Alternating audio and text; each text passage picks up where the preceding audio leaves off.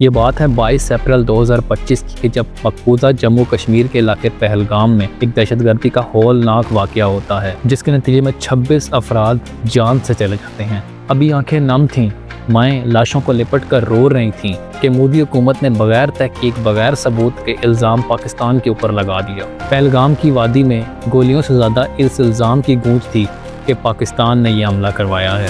ये वो इल्ज़ाम था कि जिसने इस पूरे खित्ते को हिला कर रख दिया। आज की वीडियो में बात करेंगे कि क्या दो एटमी ताकतों के दरमियान जंग किसी मसले का हल हो सकती है, या फिर इस खित्ते में बसने वाले इंसानों के ताबूत में आखिरी कील साबित होगी।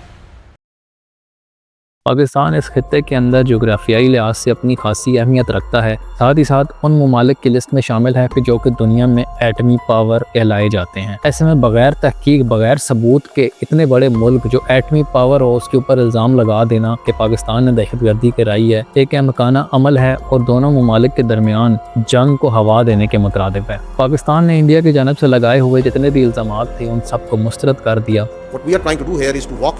Through facts of this incident rather than the allegations that are being made.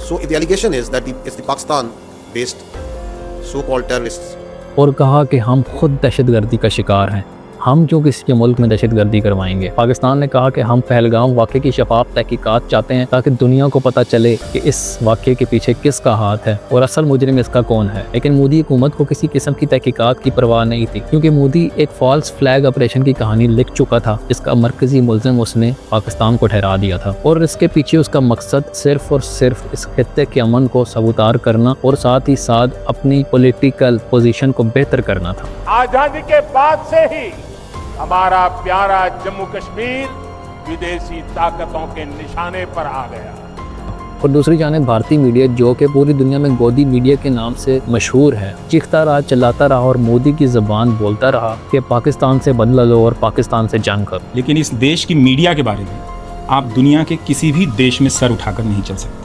अपने देश में तो चल ही नहीं सकते हैं, क्योंकि अब जनता को पता है कि गोदी मीडिया कौन है, क्या है। लेकिन इंडियन मीडिया के किसी एंकर में इतनी जुर्रत नहीं थी कि वो ये सवाल उठा सकता कि पहलगाम जैसे हसास इलाके में, जहां हर जानिब फौज का पहरा रहता है, वहां ये हमला कैसे हो गया, कैसे उनकी इंटेलिजेंस फेलियर हुई। कोई साहबी ये ना पूछ सका। और सबसे बड़ी बात, पहलगाम के वो आतंकवादी कहाँ गए? ये सवाल नहीं, ये बारूद हैं जो हमारे दिमागों में फट रहे हैं कि जिन्होंने हमला किया वो फरार कहाँ हुए। दर हकीकत ये वो सवाल थे कि जिनको करने की इजाज़त इंडियन मीडिया पे नहीं दी गई। जैसे जैसे वक्त गुजरता गया, कशीदगी में इजाफा होता गया। मेन स्ट्रीम मीडिया और सोशल मीडिया के अंदर एक जंग का माहौल बना रहा। आर्मी अंदर घुस गई है पाकिस्तान में। There was a flood of misinformation spread by Godi media. और फिर 23 अप्रैल 2025 को मोदी हुकूमत ने एक कदम और आगे बढ़ाया और ऐलान कर दिया कि भारत पाकिस्तान के साथ सिंतास मुआहदे को मुअत्तल कर रहा है और कहा गया कि हम अब पाकिस्तान का पानी बंद कर देंगे। The Indus Waters Treaty of 1960 will be held in abeyance with immediate effect. ये वो लम्हा था कि जब पाकिस्तान ने इंडिया की इस धमकी का मुंह तोड़ जवाब दिया और कहा कि पाकिस्तान का पानी बंद करना, पाकिस्तान के साथ जंग तस्वर की जाएगी। कि भारत ने पानी रोकने की कोशिश की तो पूरी ताकत से जवाब दिया जाएगा, किसी को गलत फहमी में नहीं रहना चाहिए। सिंतास एक ऐसा मुआहदा है कि जो कि 1960 में पाकिस्तान और इंडिया के दरमियान वर्ल्ड बैंक की ज़मानत पर साइन हुआ और इस मुआहदे में बाकायदा लिखा हुआ है कि दोनों ममालिक यकतरफा तौर पर इस मुआहदे को मुअत्तल नहीं कर सकते। लिहाजा इंडिया की ये धमकी सिर्फ ज़बानी जमा खर्च के अलावा और कुछ नहीं थी। यहाँ पर सवाल ये भी उठता है कि क्या इंडिया पाकिस्तान के पानी को बंद भी कर सकता है कि नहीं? क्या इंडिया के पास इतनी स्पेस मौजूद है, इतनी जगह मौजूद है कि वो इतना ज़्यादा पानी स्टोर कर सके अपने मुल्क में? इसका जवाब है नहीं। कि हम सिंधु नदी का जल रोक लेंगे, और टेलीविजन के एंकर और इधर विशेषज्ञ बता रहे हैं कि हमारे पास पानी को रोक लेने का कोई उपाय ही नहीं है। सोचिए, अगर इंडिया पानी बंद भी करता है तो उनको दरियाओं पर डैम बनाने के लिए कम से कम 10 से 20 साल का अरसा दरकार होगा। तब भी 20 साल लगेगा, तब हम सिंधु नदी का जल रोक पाएंगे। इंडिया इसके बाद भी रुका नहीं और इसने पाकिस्तान के साथ अपने तमाम सफारती तल्लुकात को ख़त्म कर दिया और ये हुक्म दिया कि जितने भी पाकिस्तानी इस वक्त हिंदुस्तान में मौजूद हैं 48 घंटों के अंदर मुल्क छोड़ दें। पाकिस्तान के साथ इंपोर्ट और एक्सपोर्ट्स को ख़त्म कर दिया गया और पाकिस्तान के लिए अपनी एयर स्पेस को बंद कर दिया गया। पाकिस्तान ने भी टिट फॉर टैट की पॉलिसी पर अमल किया और जैसा इंडिया ने किया उसको वैसा ही जवाब दे दिया। भारतीय शहरियों सवाए सिखों के 48 घंटों के अंदर पाकिस्तान से निकलने का ऑर्डर जारी कर दिया और भारतीय हाई कमीशन को मुल्क बदर कर दिया और साथ ही साथ इंपोर्ट एक्सपोर्ट को ख़त्म करके पाकिस्तानी एयर स्पेस को इंडिया के लिए बंद कर दिया गया। एयर स्पेस की बंदिश का नुकसान इंडिया को फ़ौरन महसूस हुआ क्योंकि इंडिया को $37 मिलियन का नुकसान एक महीने के अंदर पाकिस्तानी एयर स्पेस बंद होने की वजह से हो गया। ये जंग छिड़े अभी 2 से 3 दिन नहीं हुए थे कि इंडिया को इंटरनल हैमरेज का सामना करना पड़ गया और सिखों ने इंडिया के खिलाफ आवाज़ उठाना शुरू कर दी कि पाकिस्तान के खिलाफ जंग सिखों के खिलाफ जंग तस्वर होगी। सिख पाकिस्तान के साथ खड़े हुए हैं। ਅਸੀਂ ਪਾਕਿਸਤਾਨ ਦੇ ਨਾਲ ਇੱਟ ਵਾਂਗੂ ਖੜੇ ਆ। ਕੋਈ ਇੰਡੀਅਨ ਆਰਮੀ ਦੀ ਅਸੀਂ ਇੰਨੀ ਹਿੰਮਤ ਨਹੀਂ ਹੋਣ ਦਿਆਂਗੇ ਕਿ ਉਹ ਪੰਜਾਬ ਚੋਂ ਲੰਘ ਕੇ ਪਾਕਿਸਤਾਨ ਦੇ ਉੱਤੇ ਹਮਲਾ ਕਰਨ, क्योंकि पाकिस्तान जड़ा है जिसदा उसदा नाम ही पाक है। और सिखों ने साथ ही साथ अपनी खालिस्तान की तहरीक को तेज कर दिया और ये धमकी दी कि हम इंडिया से अलहदा होना चाहते हैं और अपना खालिस्तान बनाना चाहते हैं। ना पंजाब इंडिया दा हिस्सा सी, ना है, ना भविख च रहेगा। आज इंडिया ने अपनी ताकत दे नाल पंजाब दे ऊपर कब्जा किया होया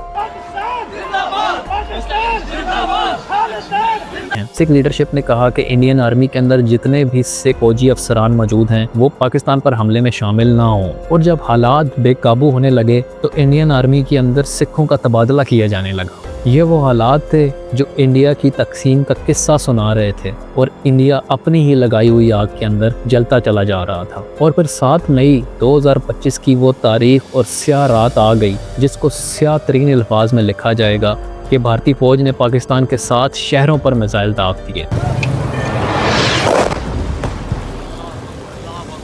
ये मिसाइल मुजफ्फराबाद, मुरीद के भावलपुर और कोतली के इलाकों में जाकर गिरे और हैरत की बात यह है कि जितने भी मिसाइल गिरे वो तमाम के तमाम मसाजिद के ऊपर गिरे। भारत ने इस ऑपरेशन को पाकिस्तान के खिलाफ ऑपरेशन सिंदूर का नाम दिया और ये कहा गया कि हमने पहलगाम हमले का बदला ले लिया है, जिसके नतीजे में सिर्फ और सिर्फ मासूम बच्चे शहीद हुए। पाकिस्तान ने अपने डिफेंस में इंडिया पर काउंटर हमला किया जिसमें इंडिया के मिलिट्री एसेट्स को निशाना बनाया गया। पाकिस्तान ने इंडिया के 3 राफेल और 2 मिग तैयारे डॉग फाइट के दौरान गिरा दिए और साथ ही साथ जम्मू कश्मीर में इंडियन ब्रिगेड हेडक्वार्टर को तबाह कर दिया गया।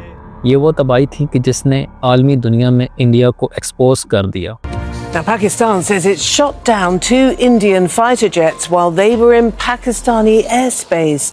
ये खबर दुनिया में आग की तरह फैल गई कि पाकिस्तान ने इंडिया के मेड इन फ्रांस तैयारे मार गिराए हैं। इंडियन गवर्नमेंट और उनकी मीडिया ने इस बात को तस्लीम करने से इनकार कर दिया कि हमारे कोई भी जहाज़ नहीं गिरे, लेकिन पाकिस्तान आर्मी ने इसके सबूत पेश किए और फुटेजेस पेश की कि हमने इंडिया के राफेल और मिग तैयारे मार गिराए हैं। इसके बाद फ्रांस ने भी इस बात को कन्फर्म कर दिया कि वाकई ही राफेल तैयारे गिरे हैं। इस दौरान अमेरिका दोनों ममालिक के दरमियान जंगबंदी के लिए मैदान में आ जाता है और दोनों ममालिक पे जोर डालता है कि इंडिया और पाकिस्तान सीज फायर कर दें। अगर ऐसा नहीं करेंगे तो अमेरिका दोनों ममालिक के साथ तिजारत को ख़त्म कर देगा। इंडिया इस सीज फायर पे राज़ी हो जाता है मगर पाकिस्तान इस सीज फायर पर इस वक्त राज़ी नहीं था क्योंकि पाकिस्तान का मौक़िफ़ था कि उसने अपने मुल्क में होने वाली दरअंदाजी का बदला नहीं लिया है। और फिर 10 मई 2025 की वो सुबह आती है जब पाकिस्तान आर्मी की जानिब से ऑपरेशन बनियानुल मरसूस लॉन्च किया जाता है।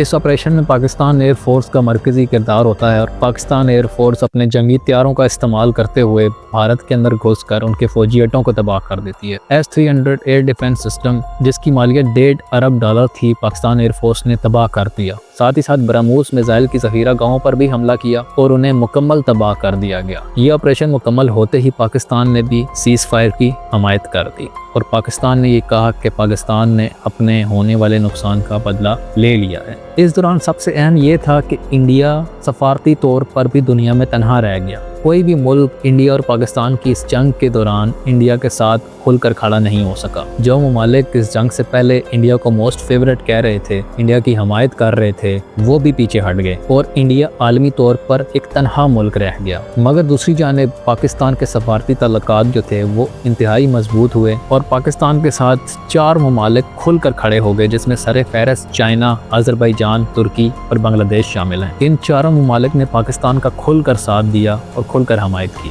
सोचें दोनों जानिब सीज़ फायर तो हो गया, दोनों जानिब जंग रुक भी गई।